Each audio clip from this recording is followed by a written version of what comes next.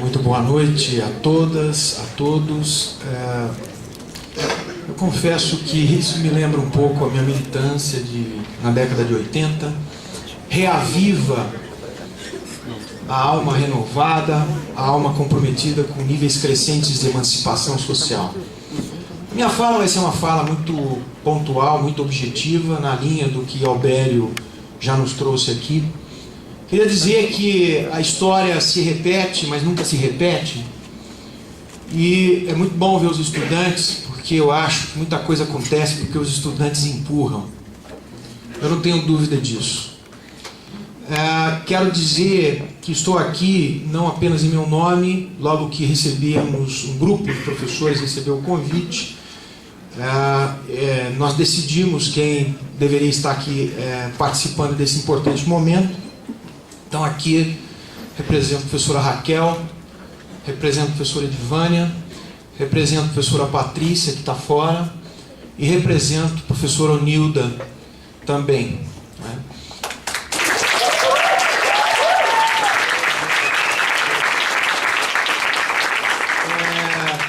E minhas palavras são delas. Eu penso que trata-se de um momento de extrema importância. Eu acho que esse germe que a gente começa a sentir no ar é o germe do inconformismo inteligente. Eu queria dar um recado para vocês, que eu acho que não é novidade, mas eu queria chamar a atenção para alguns pontos. Essas formas imediatas de aparição, particularmente dentro do campus de Franca, que se expressa, claro, não só aqui, mas em outros locais, mas que ganha aí uma palavra de ordem, que é a permanência estudantil, que tem várias facetas. Ela, na verdade, é a expressão de um processo muito mais amplo. Né? Eu queria lembrar, sem entrar muito a fundo, que estamos falando, na verdade, de um projeto de universidade. Né? Um projeto que se inscreve num dado momento histórico, que resgata um legado sócio-histórico, que o colega relembrou bem aqui, né? Mas que tem uma particularidade contemporânea. Que particularidade é essa? Ora, é uma fase monopolista da acumulação do capital, é preciso dizer isso. Né? É uma fase que não é só monopolista, é uma fase particular da era de monopólios, a era toyotizada, que, entre outras coisas, é marcada por uma profunda precarização no mundo do trabalho, que todo mundo aí conhece. Nós temos várias obras aí do professor Ricardo Antunes, de outros grandes pensadores como Mesaros, e alguns mais velhinhos, Lukács, e mais velho ainda, o velho Marx, e os que vieram um pouquinho depois dele, Lenin, Gramsci, ainda sobre o legado do Fordismo, mas um intenso momento que precariza a força de trabalho, que precariza o trabalho, que repõe níveis crescentes de alienação e de estranhamento. Eu quero dizer que esses são pontos que não são menores nessa discussão, ainda que sejam pontos de fundo nessa discussão. Não é? E mais, eu acho que se inscreve no momento em que o Brasil tem a sua especificidade. Não é? Como o país que fez a sua revolução burguesa tardiamente, lembrando mais uma vez o grande Florestan Fernandes, Chazin e muitos outros, né, hiper tardiamente, com o nosso legado colonial, pela via colonial. Eu acho que esses são elementos importantes que mediam essa nossa conversa aqui. Porque é lógico que essa sociabilidade burguesa, ela não quer formar intelectuais. Ela quer formar bons e inteligentes técnicos operativos. Vejam, ela quer um nível de conhecimento, ela quer algumas ilhas de excelência, com nota 7 na CAPES, mas ela quer, sobretudo, outros espaços subalternos de produção de conhecimento. Ela exige um nível de produção de conhecimento, que não é exatamente o conhecimento que nós estamos dizendo aqui, que nós queremos aqui. Não é? Eu acho que o que nós temos que defender aqui é a formação de intelectuais. Eu tenho dito isso, mas o intelectual não no sentido viciado dessa palavra, o intelectual mesmo no sentido gramsciano da palavra, né? O intelectual que pensa e faz, porque Porque isso aqui que nós estamos vivendo aqui, isso é parte da formação profissional nossa aqui dentro da universidade. Isso é componente nevrálgico da nossa formação profissional aqui dentro da universidade. Isso aqui não é proselitismo, isso aqui não é jogar conversa fora, isso é componente da militância, daquilo que o Lukács vai chamar de produção ontológica do conhecimento, sob o ponto de vista do trabalho, dos que vendem a força de trabalho. Trabalho aqui, não na sua forma abstrata, mas na sua forma útil, concreta, como dizia o velho Marx. Ora, recuperar essa tradição sem dogmatismo, sem trazê-los como Bíblia, mas trazê-los como referência, como acúmulo sócio-histórico, é uma necessidade preemente, para a gente não reescrever a história, evidente, não é?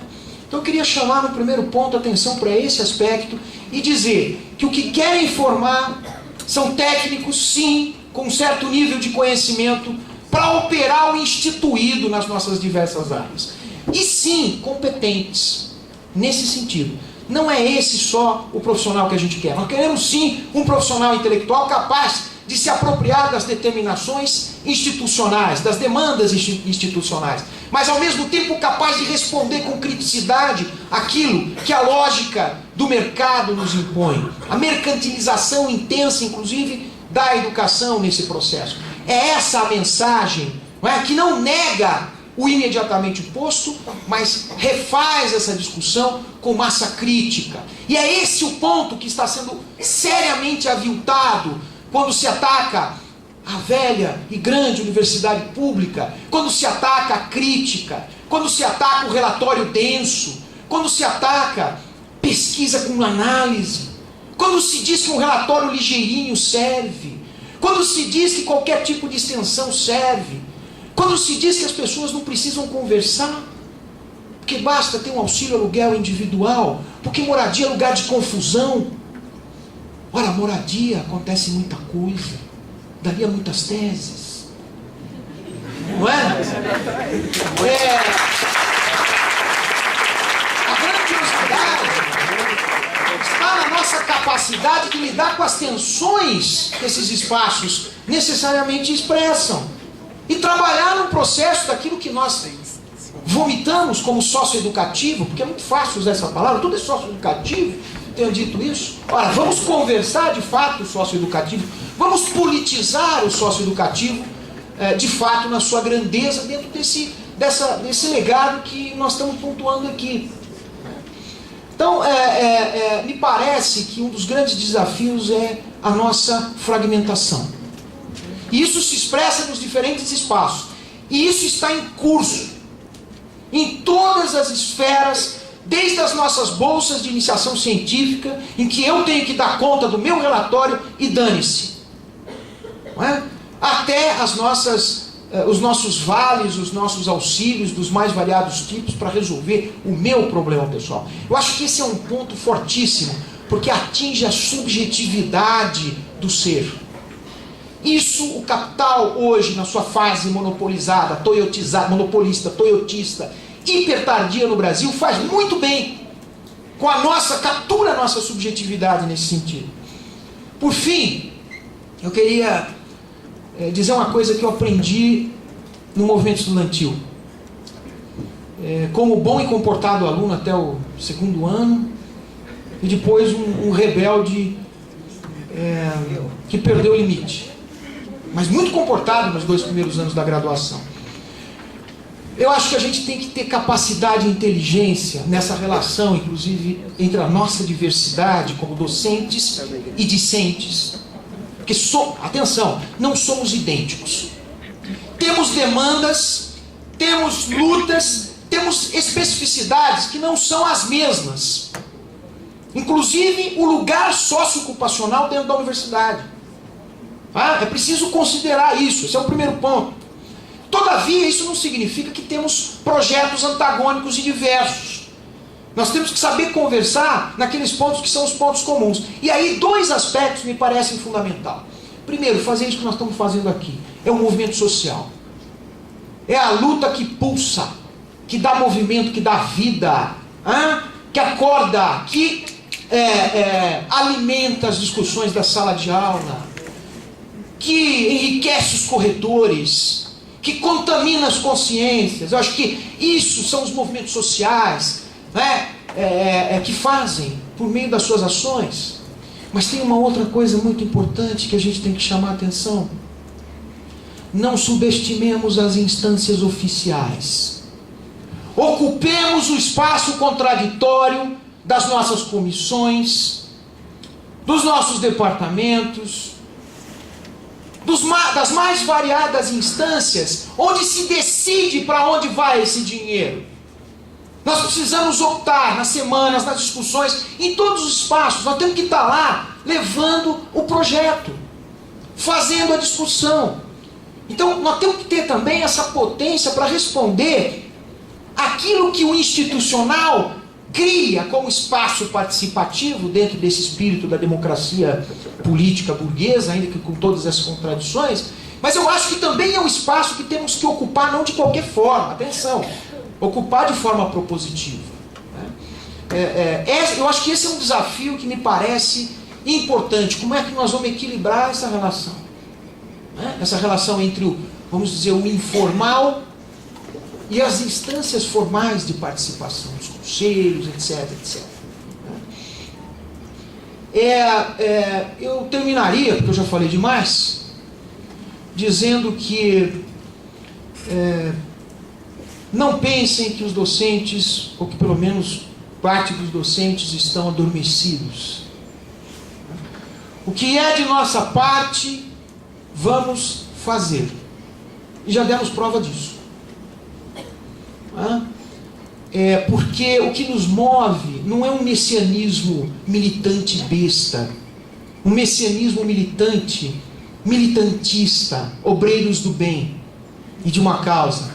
É militância crítica, é massa que faz crítica, é massa que pensa, é massa que defende o patrimônio público, genuinamente público. É massa que tem que ter coragem para falar isso, ainda que considere as especificidades da sua inserção institucional, né? E o dia que a gente perder esse horizonte, acabou. Por mais que o seu Lattes esteja lindo, por mais que você tenha 1000 bolsas produtividade, eu a tenho, de nada vale isso se as nossas produções, se aquilo que a gente fizer, vamos ocupar as nossas bolsas, vamos fazer as nossas iniciações científicas, mas a pergunta é, qual é a utilidade disso para o coletivo?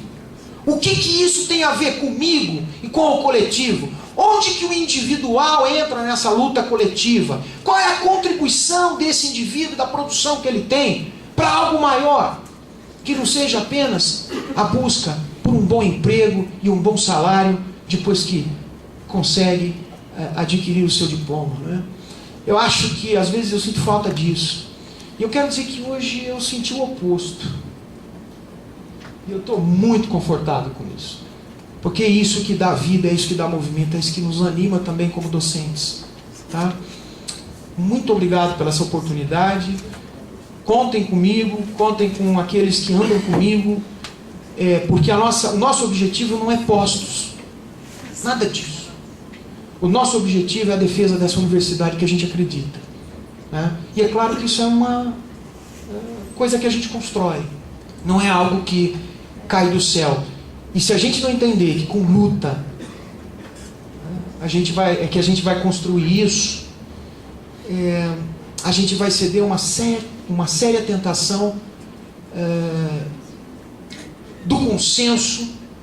Eu acho que há momentos de consenso, sem dúvida, acho que nos processos de negociação, mas uma coisa que está em curso em nome desse consenso é basicamente eliminar a massa crítica, é adormecer, é docilizar o aluno, é docilizar o professor, é docilizar o cachorrinho que vive no campus, é docilizar o guarda, é docilizar tudo. Parece que não docilidade, ou melhor, massa crítica é sinônimo de coisa ruim.